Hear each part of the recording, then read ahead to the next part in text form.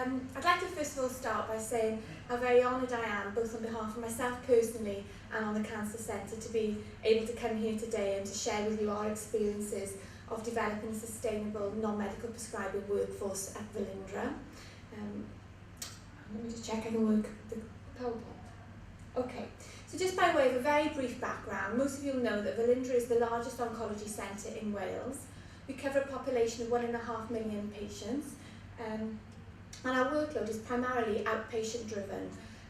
Much of our work is centred around seeing patients pre-chemotherapy, assessing how well they've tolerated their chemo, whether they're responding to treatment, decided upon dose reductions, continuation of treatment, etc., etc.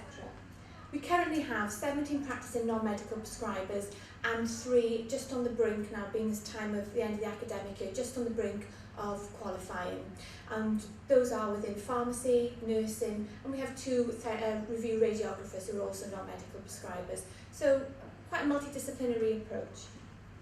Our non-medical prescribers are based both within the Cancer Centre and within our outreach hospitals. So that means that our non-medical prescribers are based within Bethan, Powys, Abertawe Morwmaganwg and Cwm Taf. So all of the health boards in which we serve, we have our non-medical prescribers looking after your patients.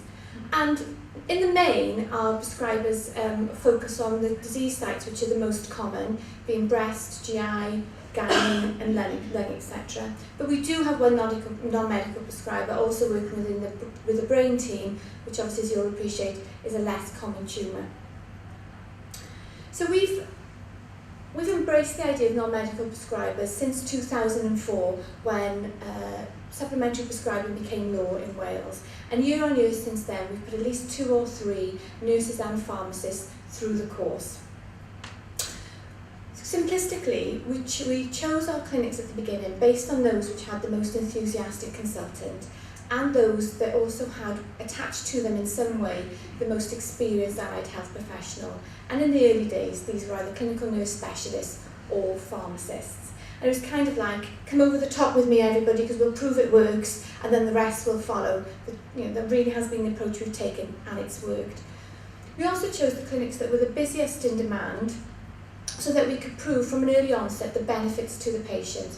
And a very early audit showed that we cut patients' waiting times dramatically within our breast clinic.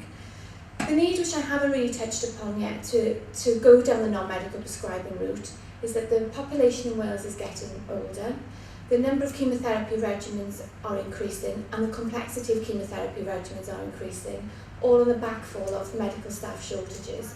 So we realised that in order to keep up with demand, we needed to think of another way of safely reviewing and assessing our patients. By and large, our non-medical prescribers focus on the routine prescribing of chemo and supportive care. Not for one moment saying that that's easy prescribing of chemo and supportive care, but just that they tend to see the patients who are less ill than others. They tend to see the adjuvant patients, those patients who are just coming for a pre-chemo assessment.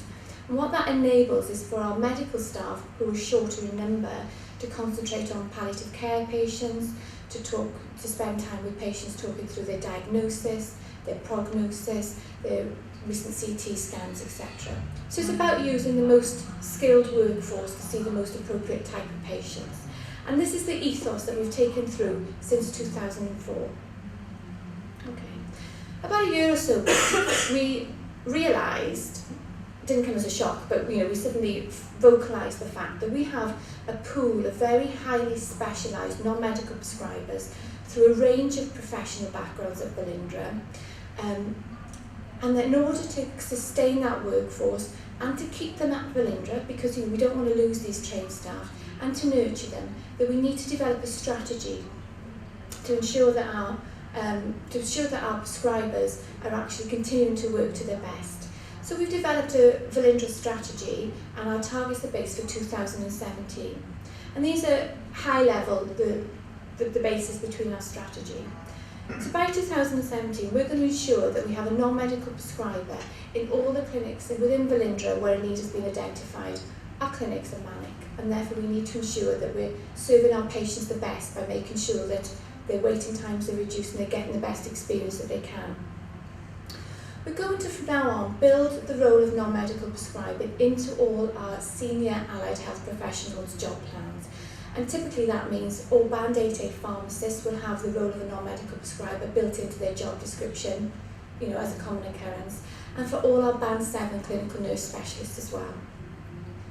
We're going to spend some more time looking at R&D. We've done audit, we've done MSc projects, we've proven that the non-medical prescribing, the concept of it works within the oncology setting, but we want to get a little bit more clever. You know, what are the real financial implications of taking a nurse off our chemo admin unit and putting her in a clinic? Is that really cost effective? Yeah? And we're using every opportunity that we can to service redesign, ensuring that for each of our clinics that we set up and each of the new clinics that are coming on board, that we are getting the best value for money, that we are having the most positive impact on patient care, and that we are helping to ensure that our skilled workforce are working to the best and to the most appropriate of their ability. And there'll be an annual review, making sure that as the years go by, we drive forward the agenda of non-medical prescribers. Now, this is a very brief, a very basic slide, and I apologise for that in many ways. It was just a table taken from one of my pharmacist's recent MSc projects on the role of the gynae oncology pharmacist, non-medical prescriber. And it's just to highlight that we are undertaking research already, and everybody's either satisfied or extremely satisfied from a patient perspective on what our non-medical prescribers are doing in clinic. So just to sum up, before I get your time is up, key messages that I would say about using a non-medical prescriber within both Belinda and its outreach centre is that it has allowed us to prove positive patient benefits, and it's given us positive staff benefits, both in terms of taking some pressure off our medical colleagues and giving our allied health professionals who practice as non-medical prescribers increased job satisfaction and progression through their career. It also has allowed us to open up opportunities for service workforce and redesign. You know, we're looking at putting patients who are just on the same drug all into the same clinic, or perhaps merging consultant teams for the same disease site speciality, ensuring that every opportunity that we're getting the best value for money. Non-medical prescribing is great, but for anybody who's a manager of a department who has non-medical prescribers, you'll appreciate that it comes at a cost. You can't have a nurse working in a chemo admin clinic or a day case ward and also at the same time be working in an outpatient clinic setting.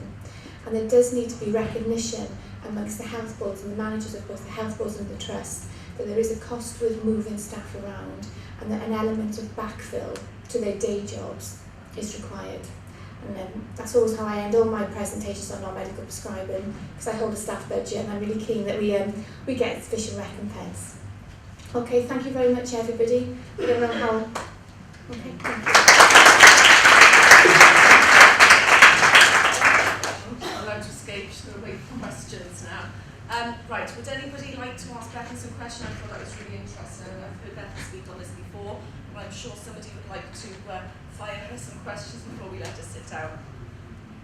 I have one not finished. Just before you start. We just do it for the mic just so we can record the camera. Thank you. Hi. On? Yeah. Yes.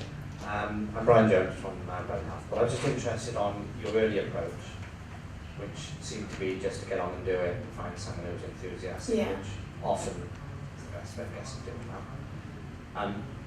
How long did that take? And I'd like to hear a bit more about that. Yeah, so I mean, the first clinic was actually with a consultant who is now our medical director. So I guess that kind of says volumes about the enthusiasm that was there. And it was with our ex-chief pharmacist, and who worked very closely at that time with our breast clinical nurse specialist, who then became the second non-medical prescriber.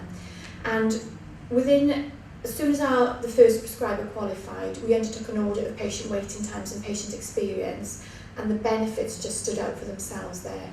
Our breast clinics are typically very busy, and what actually having a non-medical prescribing team in conjunction with, at the time, a clinical nurse specialist, allowed us to take a group of patients out of the doctor-led clinic, transfer them to a non-medical prescribing clinic, and the benefits obviously were proven within the audit with regards to waiting times and hard figures like that, but also the consultants and the medical staff appreciated that their workload was reduced and a more equally proportion between the team. And I guess within Velindre there are 24 consultants at the moment. Word soon gets around, word spreads, and it is now the norm for our consultants. Our consultants now almost expect to have a non-medical prescriber within their team, very much in the same way that they would expect to have a clinical nurse specialist or a secretary. So I think it really was the pioneer approach. Let's prove that it works on the first occasion, and then the ripple effect took place. And I would admit, in the early years, we were probably a little unstructured about which clinics we chose, and our strategy now has allowed us to become more focused on where we move forward. Okay, thank you. Thank you. Anybody else?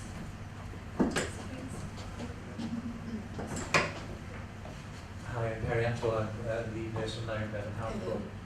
I'm just wondering, I mean, having lived in the valleys myself for all of my life really, is how did you deal with that shift in a mindset of people that have a huge amount of regard and respect for the medical profession? How did you deal with them moving from that to non-medical prescribing? Was that something that was open, and Yes. did they have a choice? Yeah, absolutely. What typically happens is that our consultants see the patients when they're talking about different treatment options, etc., and they'll introduce the concept that your care from now on will be largely undertaken by the non-medical prescriber. And where we can, the non-medical prescriber comes into the clinic room and is introduced by the consultant to the patient.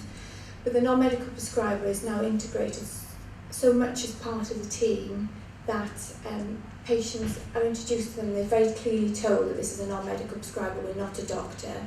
The door is always open. Should you ever wish to see a doctor, you can be referred straight back, and they have the right to say, no, I'd rather see a doctor. So it's just been all very open. They are non-medical prescribers. We're not doctor, but we have instant access to the doctors should you need it. So how was that perceived initially when you first started? I think the best thing I can probably say is to talk from my own experience. I used to practice as a non-medical prescriber, and by and large with the patients it was very well perceived, because I think what they appreciate was that I perhaps came to the consultation with a pharmacy background, and perhaps would concentrate more on their medicines and talk to them about their medicines a little bit more. And by having experienced a medic before, they did different pros and cons from each consultation. There were a couple of patients who would say to me, I'd rather talk this through with the doctor, at which you just hold your hands up and say, there's absolutely no problem, I will get them straight away.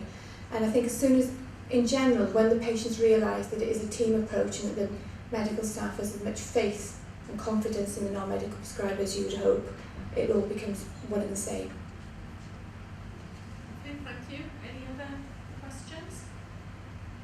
No? I've got one question. I suppose it's how do you know which people, how do you pick which person would go on the non-medical prescribing course? Is there a process for that? Yes. Do you have a list of those? It's almost an expectation for all our staff now, both themselves personally and as a senior management team. We have regularly, myself, head of nursing, and our clinical director, met regularly to discuss non-medical prescribing.